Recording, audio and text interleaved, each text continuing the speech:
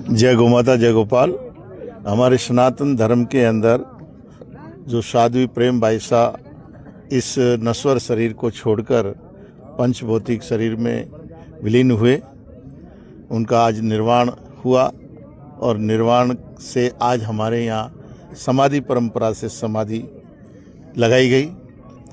और इस साध्वी जी के इस भारत को ही क्या पूरे विश्व को एक बहुत बड़ी क्षति पहुंची है, क्योंकि ये विश्व प्रसिद्ध एक कथावाचिका रही हैं और सनातन धर्म का प्रचार करते रहे हैं।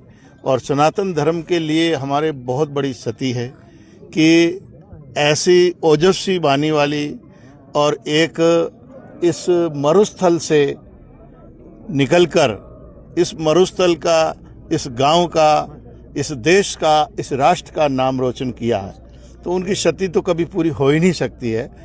और उसके लिए हमारे सभी संत महात्मा, मंडलेश्वर, महामंडलेश्वर आचार्य, जगतगुरु शंकराचार्यों ने भी इसका शोक, इसकी क्षति के बारे में शोक जताया है और हम सब भी जता रहे हैं। परंतु इनका जो कर्तव्य रहा, इन्होंने जो कर्म किया, इन्होंने जो साधना की, जो तप किया, उस तप से हमें सबको गर्व है कि ऐसा हमारे भारत का एक हीरो हमने खो दिया है।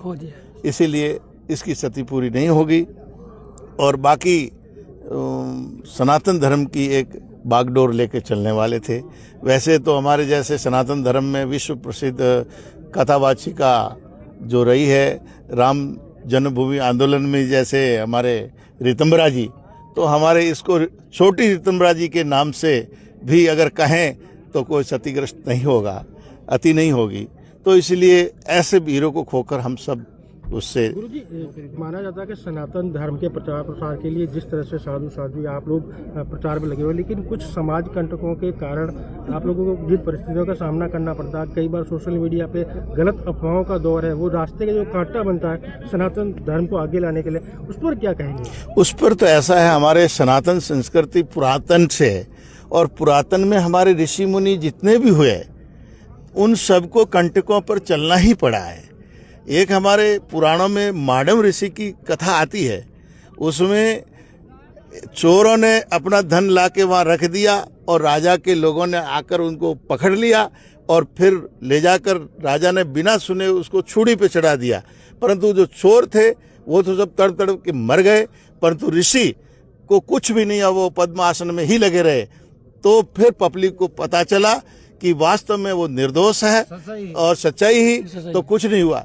ऐसे ही हमारे जो प्रसिद्ध और तपस्वी होते हैं उनकी जगत में ये चर्चाएं होती ही रहती है, दुनिया मैल धोती ही रहती है, वो पवित्र होते रहते हैं। तो उन अफवाहों से ध्यान देने से कोई मतलब नहीं है। ये सनातन धर्म के विरोधी जो होते हैं, जो असुर संस्कृति के जो होते हैं, असुर संस्कृति का काम ही है कि देव संस्कृति को लांछित करके उस सनातन धर्म का हनन करना और उसमें क्षति पहुंचाना। तो इन चर्चाओं से कोई महत्व नहीं है। हमारा महत्व है सनातन धर्म के प्रचार से और सनातन धर्म के संस्कृति से, जिन्होंने बढ़ाई है और उनके बढ़ाने से हमारे देश का चार चांद लगे हैं।